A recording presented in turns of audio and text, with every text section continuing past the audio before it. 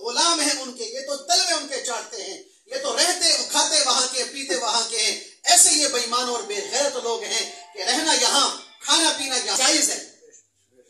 اور اس کا آگے لکھا ہوا ہے عیسیٰ. یہ عیسیٰ نہیں ہے، یہ عاصی ہے. عاصی کا مطلب ہوتا ہے نافرمان. یہ خبیث بھی ہے، ناجائز بھی ہے، اور میرے نبی کا بھی نافرمان ہے کہ جسے دلیل کیا ضرورت ہے قادیانی وکیل کی بات سننے کی کہ تم دلائل دو بھئی کہ تم اپنی بات میں سچے ہو کہ جھوٹے ہو. کیا ضرورت ہے کہ جب مجھے یقین ہے کہ میرے حبیب صلی اللہ علیہ وسلم آخری ہیں، آپ کے بعد کوئی نبی اور رسول نہیں ہے، تو جو نبی ہونے کا دعویٰ کرے میں اس کی دلیل کیوں سنوں؟ وہ 5 منٹ کا ایک آڈیو کلپ آیا ہے. اس نے کہا، مفتی تقی صاحب سے وہ بیان کر رہے، وہ وکیل جو اندر تھا جس کے ساتھ یہ معاملہ پیش آیا ہے، کہ حضرت ہوا یہ کہ جب مرزائی اور اس کا وکیل پیش ہوا، اس نے دلائل پیش کیے. دلائل پیش کرنے کے بعد وہ ختم ہو گیا. تو پھر ہمارا وکیل رانا رؤف وہ پیش ہوا. تو وہ جب پیش ہوا وہ دلیل دینے لگا مسلمانوں کی طرف سے، مسلمانوں کو دلیل دینے لگا. تو چیف جسٹس خبیث کہنے لگا، بھی تم کون ہو؟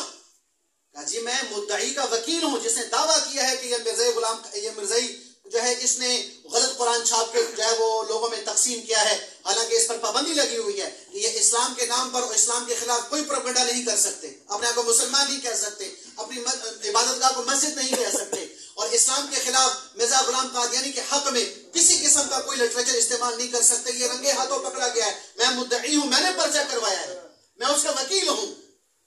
اب خبیث کی سنو. خبیث ناجائز عاصی کہنے لگا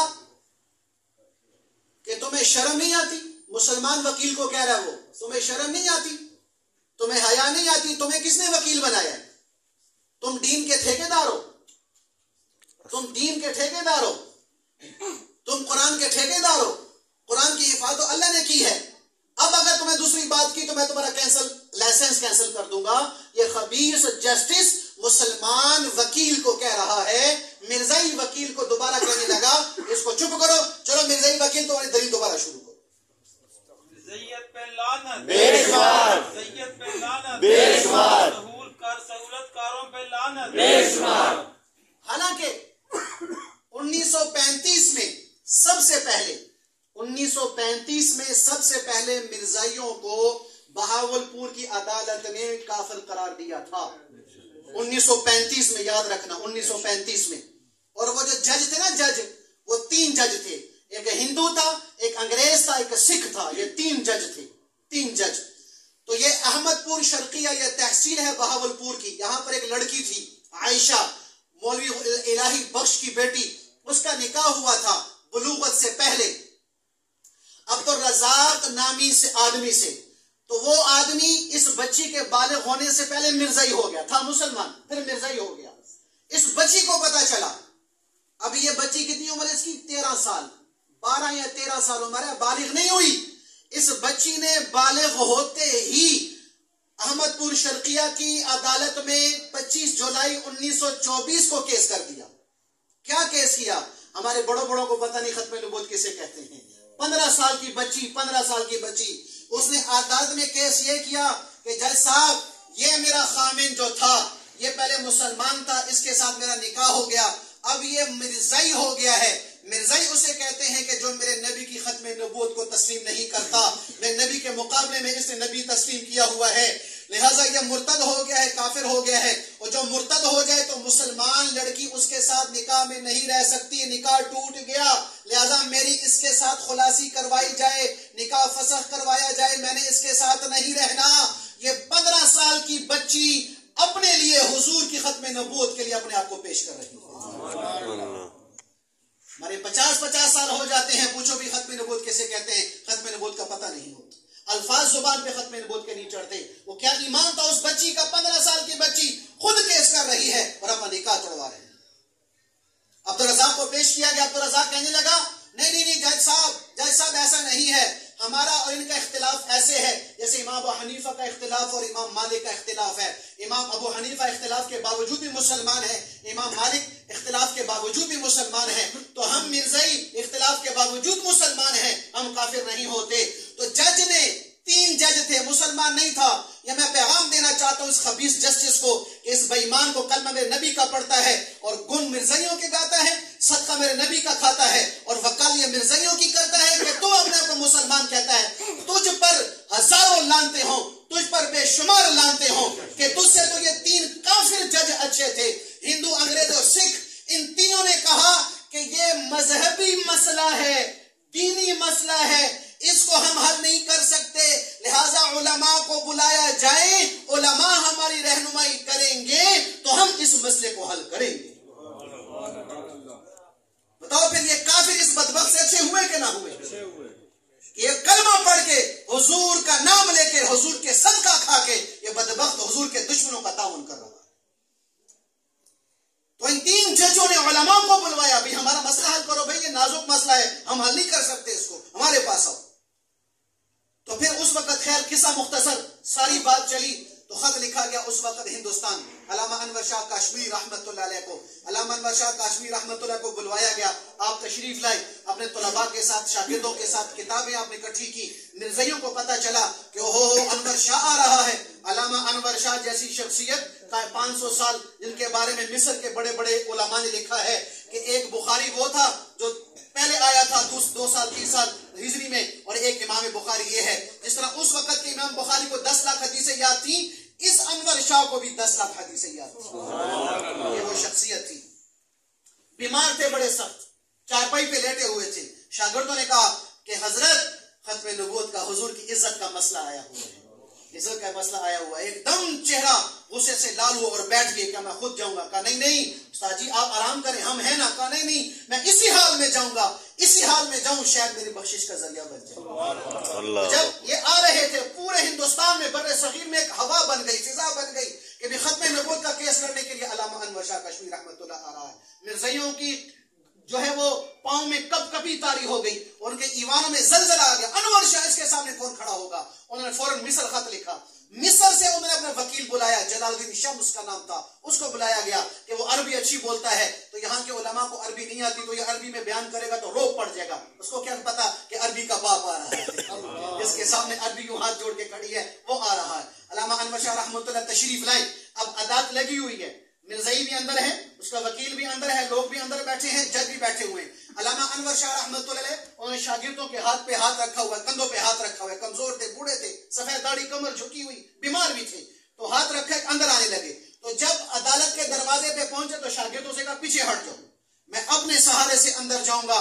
تمہارے سہارے سے اندر گیا تو دشمن مرزائیوں کا وکیل مجھے دیکھ کر کہے گا کہ یہ کمزور سا بابا ہمارے خلاف کیس لڑے گا. تو میں دکھانا چاہتا ہوں کہ میں کمزور نہیں ہوں، میں حضور کی نسبت لے کر آیا ہوں، مجھ سے بڑا کوئی طاقتور نہیں.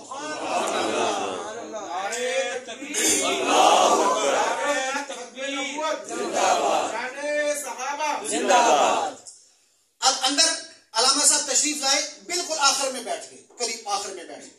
اب مرزائی نے کتاب کھولی، عربی کی کتاب کھولی، فواتح المحمود شرح مسلم الثبوت کتاب کھولی.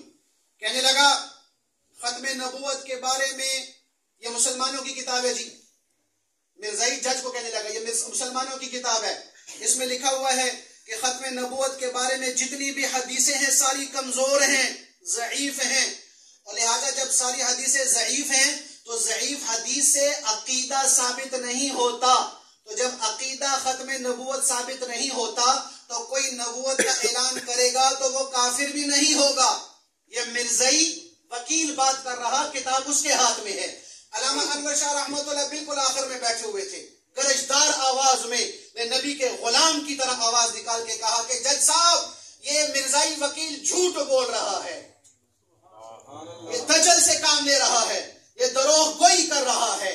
تو جج نے کہا حضرت آپ تو پیچھے بیٹھے ہیں، کتاب اس کے ہاتھ میں ہے، آپ کو کیسے پتا؟ فرمائے جج صاحب کتاب آپ پکڑیں، ترجمہ کرنے والا اپنے پاس بلائیں، حرف بحرف پڑھوں گا، زیر زبر کی بھی غلطی ہوئی تو انور شاہ اپنی شکست لکھ دے گا. انور شاہ کے کہنے پر مرزائی نے کتاب دی جج صاحب کو. فرمائے جج صاحب یہ صفحہ، یہ لائن اور یہاں یہ بات لکھی ہوئی ہے کہ ختم نبوت کے بارے میں جتنی حدیثوں کو جن علماء نے کمزور کہا ہے ان علماء کا علم کمزور تھا، ساری مضبوط ہیں. بات کیا تھی اور اس نے کیا بات کہی؟ تو جب وکیل جج نے یہ بات سنی تو کہا حضرت کتاب میرے ہاتھ میں، آپ کو کیسے پتا؟ کہ آج سے 35 سال پہلے میں نے یہ کتاب پڑھی ہوئی ہے. یہ حافظہ تھا اس آدمی کا، یہ حافظہ تھا اس آدمی کا. پھر جج نے کیا کہا اس وکیل مرزائی وکیل کو کہ اب بکواس بند، اب تیری آواز نہ نکلے. تو ہمارے سامنے عدالت میں کھڑا ہو کے جھوٹ بولتا ہے، اب تیری آواز بند، تو آواز نہیں نکالے گا ورنہ تجھے نکال دوں گا یہاں سے. حضرت آپ آگے تشریف لائیں. علامہ انور شاہ رحمۃ اللہ کو آگے لایا گیا، آگے بٹھایا گیا. کہا حضرت آپ ہماری رہنمائی فرمائیں، رہنمائی فرمائیں. کہا مجھے تقریر کرنے کا موقع دیا جائے، تقریر کرنے کا موقع دیا جائے. میں عدالت کی ساری فضا صاف کر دوں گا اور آپ کا ذہن بھی صاف کر دوں گا، آپ کو فیصلہ کرنا آسان ہوگا. کہا ٹھیک ہے جی، آپ کو اجازت ہے. پھر اس بڑھاپے میں علامہ انور شاہ نے عدالت میں کھڑے ہو کے 2 گھنٹے تقریر کی ہے. 2 گھنٹے تقریر کی ہے. اور 2 گھنٹوں میں انہوں نے یہ جو حدیث ہے انا خاتم النبی نبی لا نبی بعدی، کہ میں آخری نبی ہوں، میرے بعد کوئی نبی نہیں، یہ حدیث ٹھیک ہے. 242 قرآن کی تفسیروں کے حوالے پیش کیے. 242 قرآن منگوا رہے ہیں، تفسیر منگوا رہے ہیں، حوالہ دے رہے ہیں. جیسا اب یہ دیکھیں قرآن میں لکھا ہوا ہے اس کی تفسیر میں کہ یہ حدیث ٹھیک ہے.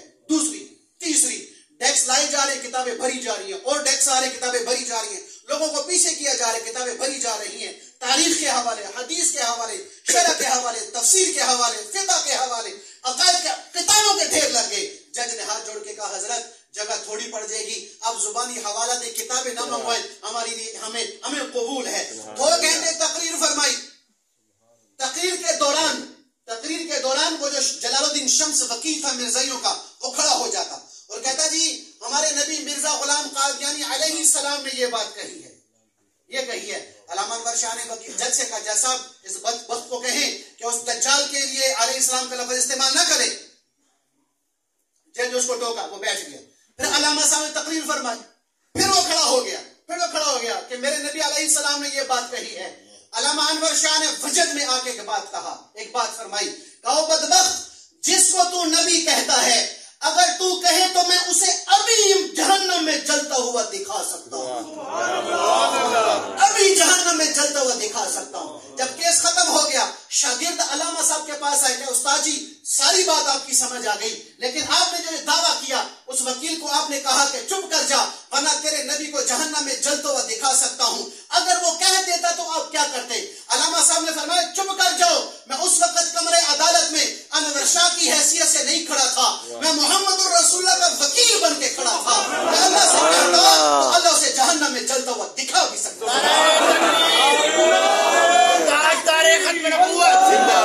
مرزائیوں میں لعنت، تاج و تخت ختم نبوت.